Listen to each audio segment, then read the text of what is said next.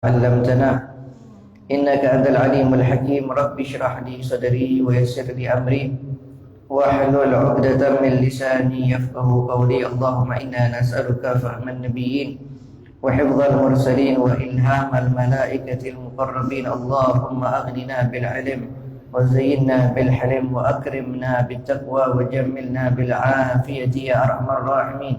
نوينا التعلم والتعليم والتذكر والتذكير والنفع والانتفاع والإفادة والاستفادة والحث على تمسك بكتاب الله وسنة رسول الله والدعاء إلى الهدى والدلالة على الخير ابتغاء وجه الله ومرضاته وقربه وثوابه سبحانه وتعالى. نوينا ما نوى به السلفنا الصالحون، نوينا ما أحاط به علم الله تعالى من صالح النيات.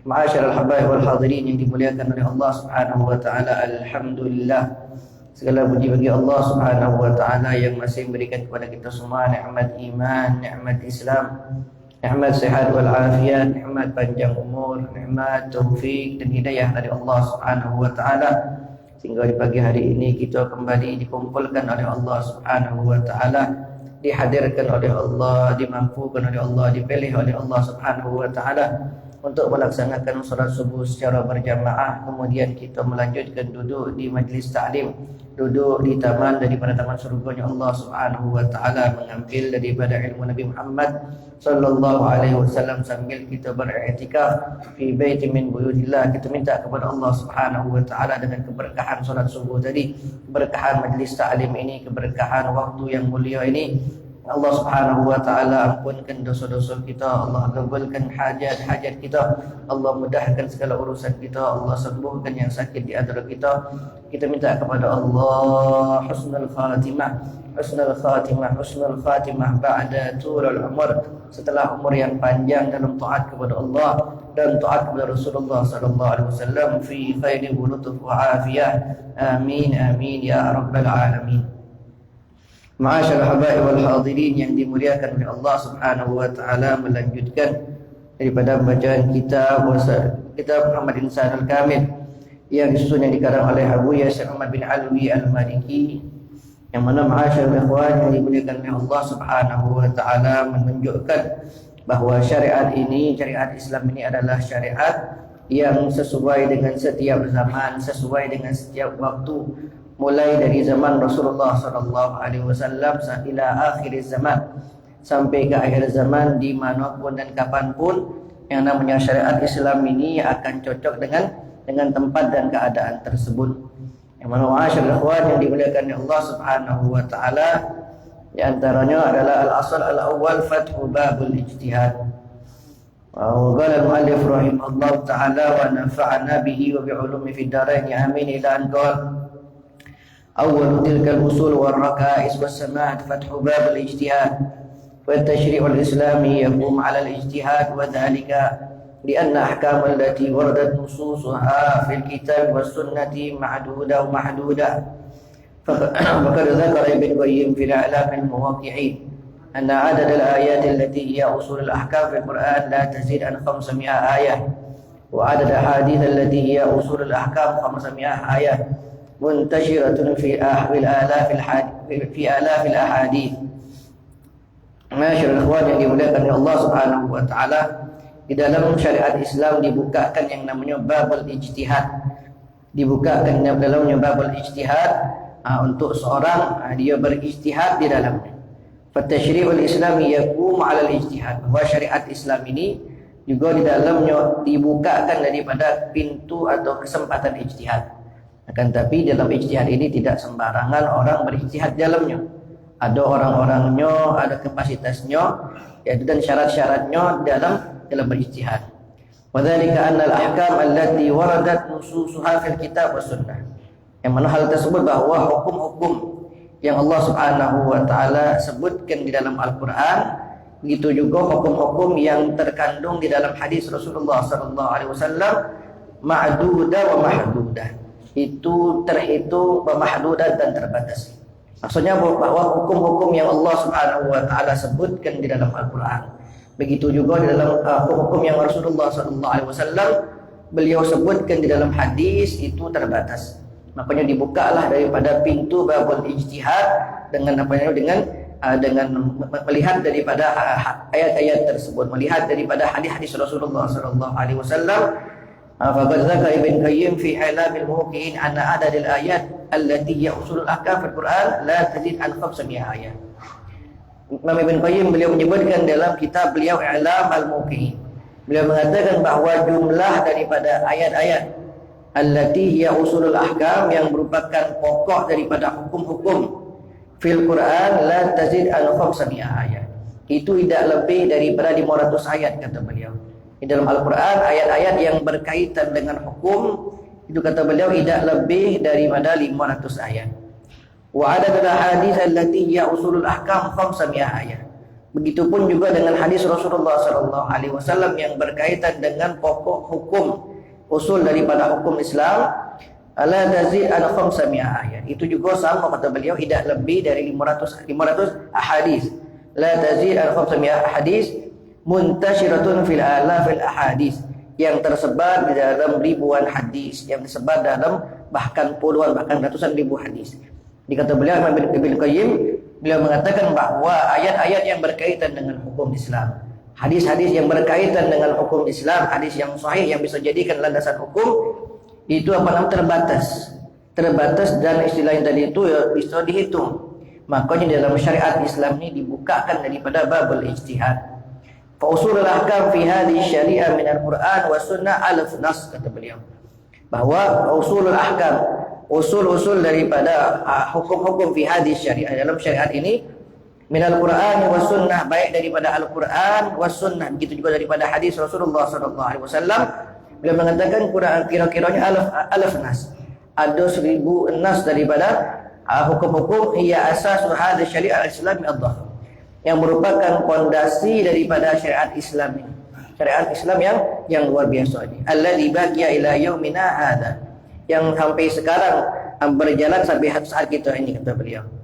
Yu'ti manafi'u di abnai hadhihi millah, yang memberikan manfaat daripada manfaatnya kepada orang-orang yang beragama Islam, yaitu yang sumbernya itu adalah daripada 500 tadi. 500 daripada ayatul Quran, begitu juga 500 daripada hadis Rasulullah sallallahu alaihi wasallam.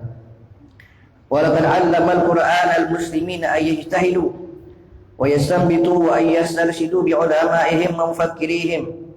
Yaqulu Allah subhanahu wa ta'ala fi muhkami ayatihi wa idza ja'ahum amrun min al-amni aw al-khawfi 'adha'u bih wa law radduhu ila ar-rasuli wa ila ulil amri minhum la'alimahu alladhina yastanbitunahu minhum wa hiya da'watun sharihatun ila al-istinbat wal ijtihad.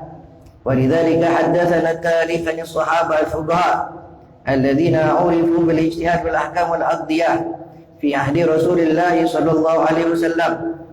Ma'asyiral ikhwan yang dimuliakan oleh Allah Subhanahu wa taala, wa laqad 'allama al-Qur'an al-muslimun ay yajtahidu, bahwa Al-Quran telah mengajarkan kepada orang-orang muslimun ayyajtahidu, agar mereka berijtihad, wa ayyastanbitu wa ayyastarshidu, hendaklah mereka mengambil daripada hukum, wa ayyastarshidu bi ulama'ihim, yaitu mereka dengan mereka bertanya minta petunjuk kepada para ulama-ulama mereka, wa mufakkirihim, begitu juga dengan orang-orang yang mengerti di dalam bidangnya. Yaqulu Allah subhanahu wa ta'ala fi muhkami ayatihi, Allah subhanahu wa ta'ala berfirman di dalam Al-Quran, wa idza ja'ahum amrun minal amni awil khawfi 'adha'u bih. Ini Allah subhanahu wa ta'ala mensifatkan daripada sifat-sifat orang munafik. Allah mengatakan wa idza ja'ahum amrun minal amni awil khawfi 'adha'u bih, apabila datang kepada mereka suatu perkara, baik perkara yang sifatnya aman atau perkara yang sifatnya menakutkan, ada'u bih, mereka langsung menyebar-nyebarkannya. Jadi ma'asyiral ikhwan yang dimuliakan Allah Subhanahu wa taala, tanpa dia dia mengklarifikasi lagi apakah kabar ini macam mana, apakah kabar ini bagus untuk disebarkan apa tidak. Karena jangan kabar ini juga jangan basing-basing kita menyebar-nyebarkannya. Di antara kabar-kabar yang ada di HP, jangan mudah-mudah untuk kita menyebarkan. Kalau kita sudah yakin kabar ini benar, kabar ini tidak ada di dalamnya itu yang tidak bagusnya, maka baru kita menyebarkannya. Kan tapi kalau seandainya itu asal-asal untuk kita menyebarkannya, maka ditakutkan kita akan terjerumus dalam suatu kebohongan. Dalam hadis Rasulullah SAW beliau bersabda, "Kafa bil mar'i kadziban ay yuhadditsa bi kulli ma sami'." Kafa bil mar'i kadziban, cukup bagi seorang itu dia dicap sebagai pembohong, kata Rasulullah SAW, ay yuhadditsa bi kulli ma sami'. Dia menceritakan apa segala macam yang dia dengar. Jadi segala macam yang dia dengar dia ceritakan, segala macam yang dia dengar dia ceritakan. Maka ini tak bagus, kata Rasulullah SAW. Ini merupakan suatu yang tak bagus dan jangan kita tiru. Rasulullah SAW dia mengatakan kafa bil mar'i kadziban, cukup bagi seorang itu dicap pembohong. Ini padahal dia nyampaikan istilah tadi bukan ucapan dia. Dia nyampaikan segala yang dia dengar disampaikan, segala yang dia dengar disampaikan. Ini lagi dicap pembohong oleh Rasulullah SAW. Apalagi wong yang sengaja bohong, wong yang buat kabar yang tak benar tadi, kabar hoak tadi. Maka lebih-lebih daripada hal itu yang akan membuatnya terjerumus daripada bermaksiat kepada Allah Subhanahu wa taala. Wa idza ja'ahum amrun minal amni aw al khawfi 'adza'u bih. Ketika datang kepada mereka suatu perkara, baik perkara yang sifatnya aman atau al khauf, atau perkara yang sifatnya menakutkan, 'adza'u bih, mereka langsung menyebar-nyebarkannya. Wa radduhu ila rasul wa ila ulil amri minhum la'alimahu alladhina yastanbitunahu minhum. Kalau seandainya mereka mengembalikannya kepada Rasul, wa ila ulil amri minhum, dan kepada ulil amri di antara mereka, la'alimahu alladhina yastanbitunahu minhum, niscaya akan mengetahuinya orang-orang yang mengambil istinbat dari hal tersebut di antara mereka. Wa hiya da'watun sharihatun ila istinbat wal ijtihad. Maka dalam ayat tadi Allah Subhanahu wa taala secara jelas mengajak seorang untuk mengambil hukum, untuk mereka berijtihad. Ya, jadar ijtihadnya yaitu dengan kita menanyakan kepada orang-orang yang mengerti. Kan yang namanya ada orang yang namanya derajatnya sampai darajatul ijtihad. Ada yang juga yang namanya mugallidin. Ya, kita sekarang ini adalah bukannya termasuk orang-orang yang berijtihad. Kita ini derajatnya adalah mugallidin, yang kita ini meniru daripada mazhab.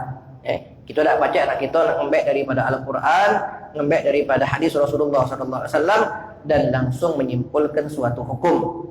Maka perlunya kita belajar kepada para ulama, mengerti daripada tentang tafsir, mengerti daripada hukum-hukum syariat, mengerti daripada yang namanya nasih, yang mana yang mansuh.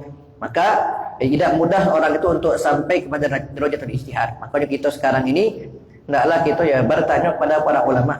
Fas'alu ahla dzikri in kuntum la ta'lamun.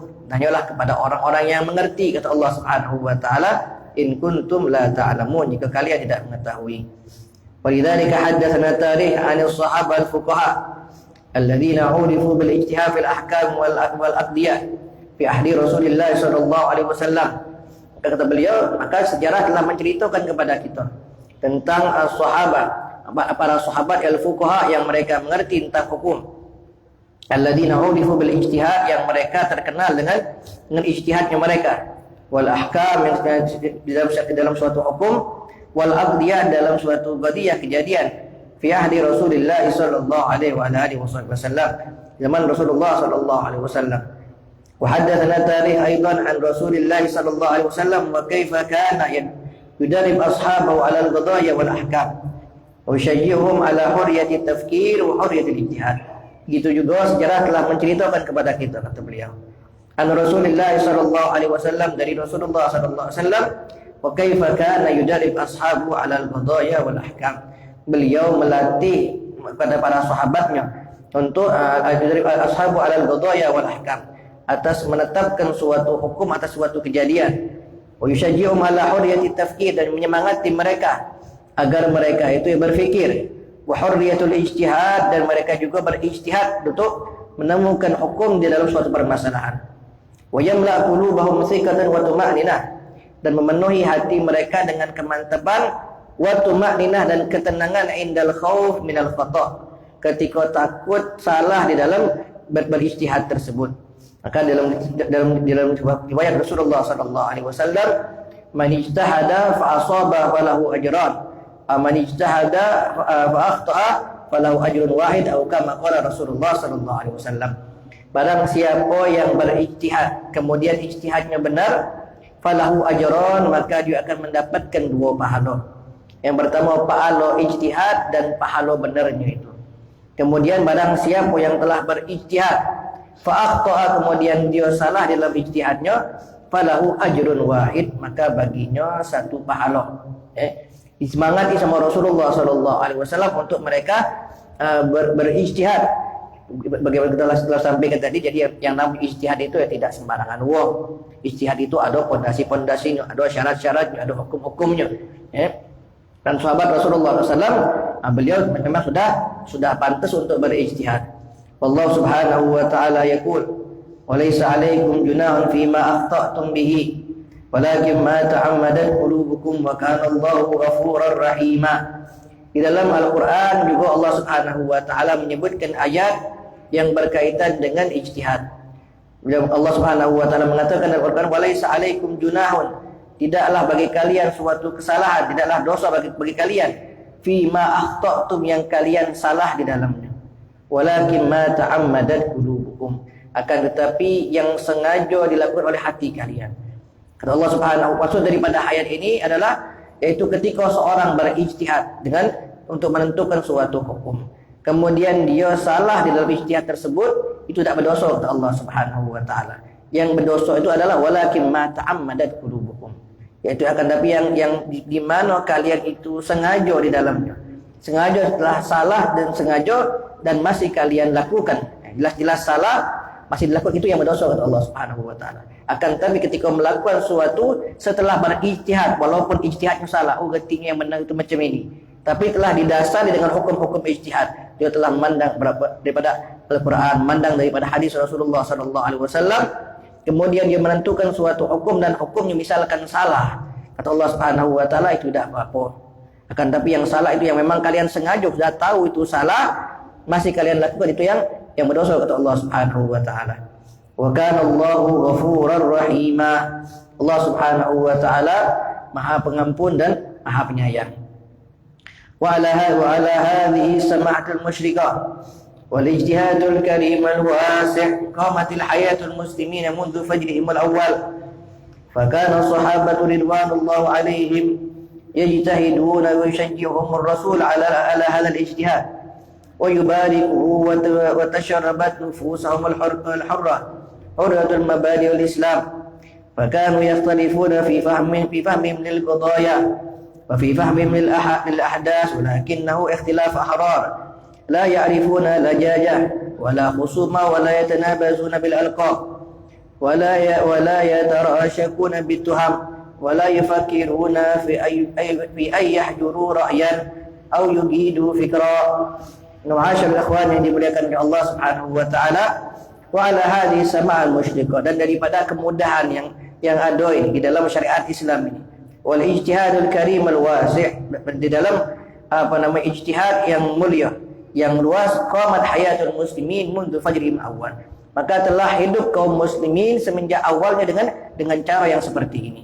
Fakana sahabat ridwanullah alaihim ijtahidun, mereka para sahabat Rasulullah sallallahu alaihi wasallam mereka pun berijtihad. Terkadang ijtihadnya sahabat yang satu dengan sahabat yang lain itu tidak ada sama, tapi mereka dua-duanya mereka berijtihad. Mereka menentukan suatu hukum yang mungkin ketika finalnya hukumnya itu lain. Sahabat ini mengatakan hukumnya macam ini, sahabat yang lain mengatakan hukumnya macam ini. Akan tetapi mereka mereka berijtihad tadi, bukan asal-asalan menentukan hukum tanpa didasari suatu landasan.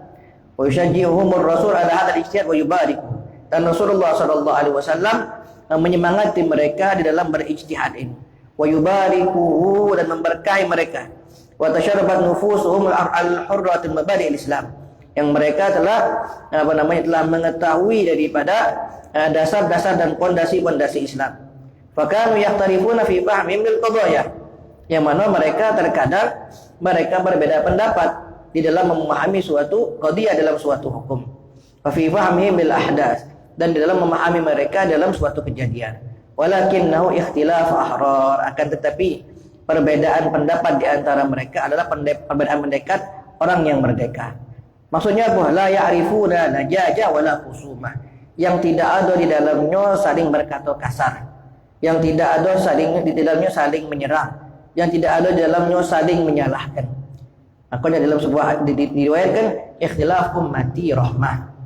Ikhtilaf ummati rahmah. Sesungguhnya ikhtilaf perbedaan pendapat di antara umatku itu merupakan rahmat dari Allah Subhanahu wa taala. Ketika ada suatu hukum, suatu kejadian yang hukumnya lain, ketika semuanya itu didasari dengan ijtihad, maka kita boleh kalau kita perhatikan mazhab kita ada 4 mazhab. Mazhab Syafi'i, mazhab Maliki, mazhab Hambali, mazhab Hanafi. Itu kalau kita perhatikan ya banyak juga di antara ikhtilafnya, ya, daripada cara berwuduknya, ya. Wuduknya Imam Maliki maka harus digosok galau, harus ada adalat di situ, harus digosok daripada semua anggota tubuh. Kalau menurut beliau, kalau seorang ketika berwudu tidak digosok, tidak ada sah wuduknya. Ketika membasuh wajah, membasuh tangan, begitu juga dalam mazhab Maliki itu wajib mengusap semua kepala. Kalau kita kan mazhab Syafi'i cukup dengan walaupun cuma selembar di tempat tumbuhnya rambut itu sudah cukup.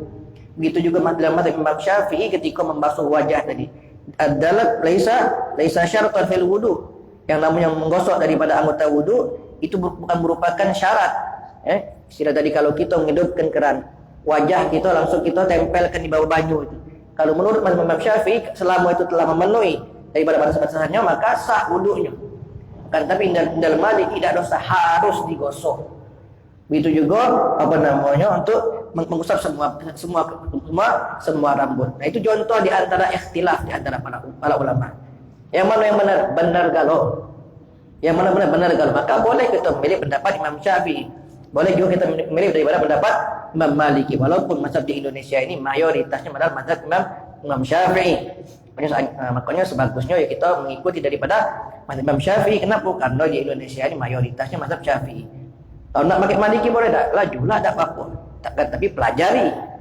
Tak boleh seorang itu mentalfiq bainal mazahib. Tak boleh seorang itu mencampur adukkan di antara mazhab-mazhab. Wuduknya melok mazhab Imam Syafi'i, solatnya melok mazhab Maliki, cara membatalannya melok mazhab lain. Tak boleh macam itu. Ya, itu yang merupakan haram. Itu menggabungkan, mencampur adukkan di antara mazhab. Maka seorang itu dianjurkan untuk dia istiqomah dalam suatu mazhab. Kalau dia nak Imam Syafi'i, pilihlah Imam Syafi'i. Kalau memang dia nak pindah, pelajari dulu. Pelajari dulu telah dia mengerti, maka baru dia mengikuti daripada mazhab tersebut. Jadi ma'asyar ikhwan yang dimuliakan oleh Allah Subhanahu wa taala. Jadi yang namanya ikhtilaf ini ya bukan cuman baru, bahkan dari zaman sahabat Rasulullah sallallahu alaihi wasallam disebutkan. Wala ya'rifuna lajajan. Dan perbedaan pendapat mereka bukan perbedaan pendapat macam orang yang bodoh. Kalau pendapat orang yang bodoh itu ketika ada seorang tidak sama dengan pemikirannya langsung direndahkan, langsung dihina, langsung dikatai, langsung direndahkan. Ini menunjukkan dangkalnya daripada pemahamannya. Kalau seorang yang memiliki pemahaman selama hal tersebut dilandasi daripada ijtihad, maka ya terserah. Maka boleh memilih daripada yang mana, dan tidak boleh kita menyalahkannya. Sebagaimana kita tidak boleh kita menyalahkan mazhab Imam Maliki. Imam Maliki salah ngapa berlebihan yang harus nak digosok. Tidak benar. Yang benar itu mazhab kita. Yang lain salah. Maka kita menunjukkan bodohnya kita macam itu. Kalau kita berpikir bahawa yang mazhab yang lain itu salah. Mazhab Imam Ahmad bin Hanbal salah. Benar itu mazhab kita dewean. Yang selain dari kami salah agama. Nah, ini menunjukkan kebodohannya. Ma'asyar ikhwan yang dimuliakan oleh Allah Subhanahu wa taala. Begitulah, jadi adalah kita saling menghormati ketika terjadinya ikhtilaf. Biasa. Yang terjadinya ikhtilaf ini adalah saling menghormati daripada pendapat-pendapat yang lain. Sebagaimana yang kita kepada guru kita, kepada guru kita harus menghormati, memuliakan guru kita tanpa kita merendahkan gurunya orang lain. Kita memuliakan daripada guru kita. Memang kita wajib untuk kita menghormati guru kita, memuliakan guru kita. Ada sikap guru yang kita berpegang ta'alluq luar biasa kita pada mereka. Akan tapi jangan juga kita menyalahkan yang lain. Yang benar tu guru, yang benar tu ustaz ini be. Ustaz yang lain ni apa salah kalau buruk, kalau benar ustaz inilah. Maka ini merupakan cara berpikir orang yang bodoh, cara berpikir orang yang salah. Boleh menghormati, menomorsatukan gurunya boleh, tapi tanpa merendahkan daripada yang lainnya. Begitu juga kita dalam bermazhab ini juga, kita menomorsatukan Imam Syafi'i. Kita merasa bahwa ya yang yang paling benar menurut kita dalam Imam Syafi'i tadi, akan tapi tanpa kita merendahkan daripada mazhab-mazhab yang lainnya. Masyaallah ikhwan yang dimuliakan Allah Subhanahu wa taala, ya'rifuna najah. Tidak ada di situ tidak ada emosinya di dalamnya. Wala khusuma, tidak ada permusuhan di dalamnya. Wala yatanabazuna bil alqab, tidak saling membangga-banggakan daripada mazhabnya. Mazhab kami yang paling bagus, mazhab kamu jelek kalau selain daripada mazhab ini. Wal iyad billahi min dzalik. Wala yatasharukuna bit tuham, tidak saling menuduh salah satu di antara mereka. Wala yufakkiruna fi ahwi ay yahduru ra'yan aw yugidu fikran. Ma'asyar ikhwan yang dimuliakan oleh Allah Subhanahu wa taala, wa akbar syahidun natiq mawqifu sallallahu alaihi wasallam yawm bani Quraidah idh qala lahum la yusalliyanna ahaduhum al-asra illa fi bani Quraidah fa adraka ba'duhum al-asra fi at-tariq fa qala ba'duhum la nusalli hatta na'tihim wa qala ba'duhum bal nusalli wa lam yurid minna dhalik فذكر ذلك للنبي صلى الله عليه وسلم فلم يعنف واحدا من الطائفتين. Maka ma'asyar ikhwan yang dimuliakan oleh Allah Subhanahu wa taala, di antara ikhtilaf yang terjadi di zaman Rasulullah sallallahu alaihi wasallam di antara para sahabat, yaitu sebagaimana pernah kita sampaikan juga pada pertemuan yang lalu, yaitu dalam sebuah hadis Rasulullah sallallahu alaihi wasallam, beliau mengatakan la yusalliyanna ahadun asra illa fi bani Quraidah. Rasulullah SAW, tidak ada yang boleh sholat asar kecuali di Bani Quraidah. Tidak ada yang boleh sholat asar kecuali di Bani Quraidah. Yang mana ini setelah selesai daripada peperangan Khandaq. Setelah selesai daripada peperangan Khandaq yang di mana kaum muslimin dikepung oleh 10.000 lebih tentara daripada kaum musyrikin. Kaum muslimin dikepung oleh 10.000 lebih daripada tentara kaum musyrikin, yang akhirnya Allah Subhanahu wa taala kalahkan mereka dengan angin. Kalau dikepung kota Madinah itu, Allah Subhanahu wa taala arsalna alaihim riham wa juludan lam tarauha. Kami kirimkan kepada mereka angin yang sangat dingin dan tentara yang mereka tidak mengetahui. Ala kulli hal, sehingga mereka tidak tahan ngepung kota Madinah, dan akhirnya 10.000 tentara tadi yang diketuai oleh Abu Sufyan, akhirnya mereka pun kembali lagi, tidak jadi. Nah, di dalam peperangan Khandaq ini ada orang-orang Yahudi Bani Quraidah. Orang Yahudi Bani Quraidah ini merupakan orang Yahudi yang tinggalnya tidak jauh daripada kota Madinah. Yang telah di awal ketika Rasulullah SAW telah sampai, Rasulullah telah membuat perjanjian kepada orang-orang Yahudi yang ada di sekitar kota Madinah. Hendaklah kita saling tolong menolong. Jangan kita saling menjatuhkan. Kalau ada yang menyerang kita harus kita serang balik sama-sama. Yang menyakiti kita maka nyakiti kita semua. Perjanjian, tidak boleh kita saling berkhianat, kita membantu musuh untuk melawan kita, tidak boleh. Maka orang Yahudi Bani Quraidah ini berkhianat dalam peperangan Khandaq tadi. Bukannya nolongi Rasulullah SAW, malah berkhianat. Dia membelot dengan pasukan musuh, membelot dengan pasukan kaum musyrikin tadi. Ala kulli hal, intinya Allah Subhanahu wa taala mengalahkan mereka tadi dengan wa hazamal ahzaba wahda. Makanya itulah kita membaca di Id kita, wa hazamal ahzaba wahda. Allah mengalahkan daripada pasukan Ahzab, pasukan orang-orang kafir tadi yang 10.000 tadi, wahda sendirian. Allah kirimkan angin di situ sehingga mereka angin yang sangat dingin. Di kota Madinah di Arab sana, bagaimana yang pernah di Arab sana, bagaimana musim dingin daripada musim dingin yang ada di sana, dingin yang sangat dahsyat, dengan mereka di padang pasir yang luas mengepung dari luar daripada kota Madinah, dingin yang sangat dahsyat, sehingga mereka tidak tahan, dan Allah kirimkan angin yang kencang, yang dingin, sehingga membalikkan daripada tenda-tenda mereka, memporak-porandakan daripada tempat-tempat mereka, sehingga mereka tidak tahan, mereka pun kembali. Maka ketika mereka kembali, yakin, maka Rasulullah SAW didatangi oleh malaikat Jibril untuk menunjuk ke arah Bani Quraidah tadi. Seorang kaum yang telah berkhianat kepada kaum muslimin tadi, untuk menyerbu daripada kaum Bani Quraidah tadi. Maka Rasulullah SAW beliau menyebutkan hadis ini tadi, la yusalliyanna ahadumul asra illa fi Bani Quraidah. Jangan ada yang sholat asar kecuali di Bani Quraidah. Di Bani Quraidah ini merupakan di dekat daripada kota Madinah juga, tapi tidak ada dekat-dekatnya. Istilahnya, jadi kalau jalan kaki juga lumayan jauh juga. Maka pada saat itu kira-kira mungkin waktu zuhur Rasulullah sallallahu alaihi wasallam beliau menyebutkan hal ini apa namanya? Fa'adraka ba'dhum al-'asr fi tariq fa qala ba'dhum la nusalli hatta na'ti. Maka ketika apa namanya sahabat nih kaum muslim sudah mulai bergerak untuk berjalan ke sana, karena yang namanya pasukan yang banyak itu jadi tidak pacak nak mengumpulkan cepat. Pacak nak mengumpulkan cepat ala kulli hal ketika telah berjalan daripada pasukan kaum muslimin di tengah-tengah di tengah-tengah perjalanan tersebut sudah masuk waktu asar. Bahkan diprediksi ini tidak sempat ini. Kalau nak kita maksudkan solat asar di Bani Quraidah tidak mungkin sempat ini. Ngisip-ngisip maghrib atau ngisip-ngisip isya baru nyampe sana. Sudah diprediksi tidak mungkin pacak solat asar di Bani Quraidah tadi. Fa adraka ba'dhum al-'asr fi tariq fa qala ba'dhum la nusalli hatta na'ti. Maka dalam perjalanan tadilah terjadinya ikhtilaf di antara para sahabat. Di situ Rasulullah sallallahu alaihi wasallam tidak ada di situ.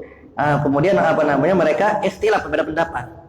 Sikap kelompok mengatakan katanya kita tidak sempat waktunya ini. Kalau kita maksudkan sholat asar sekarang tidak bakal sempat. Tapi kata mereka mengatakan kita harus, Rasulullah SAW mengatakan kita harus sholat asar di Bani Quraidah.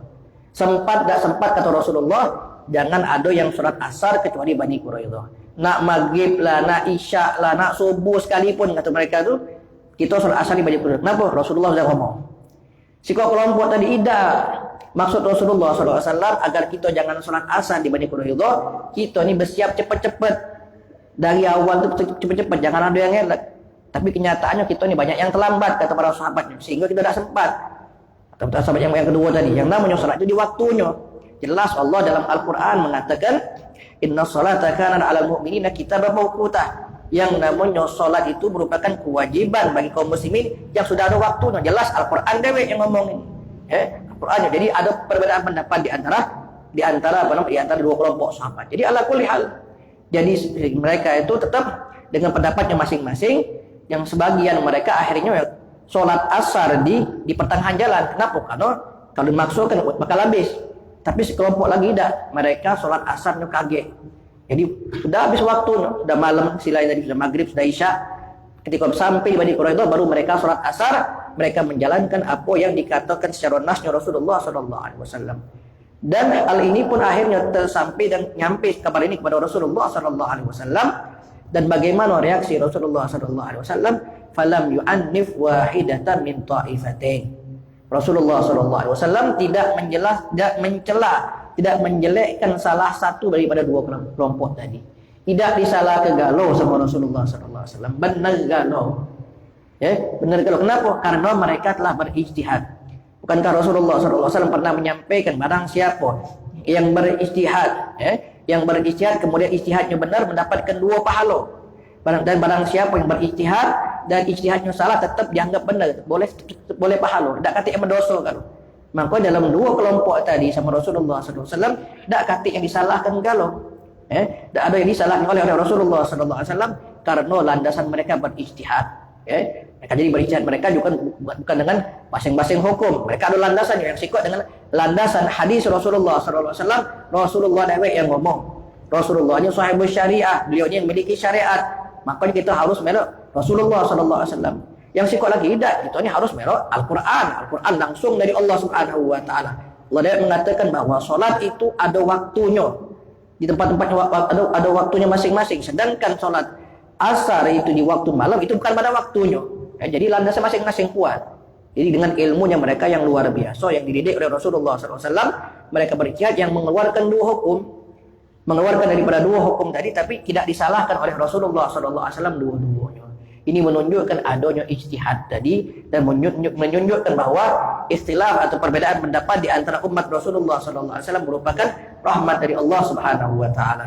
Ma'asyiral ikhwan yang dimuliakan oleh Allah Subhanahu Wa Taala, kita minta kepada Allah Subhanahu Wa Taala mendapatkan ilmu yang barakah, ilmu yang bermanfaat, ilmu yang menuntut kita kepada keridhaan Allah Subhanahu Wa Taala.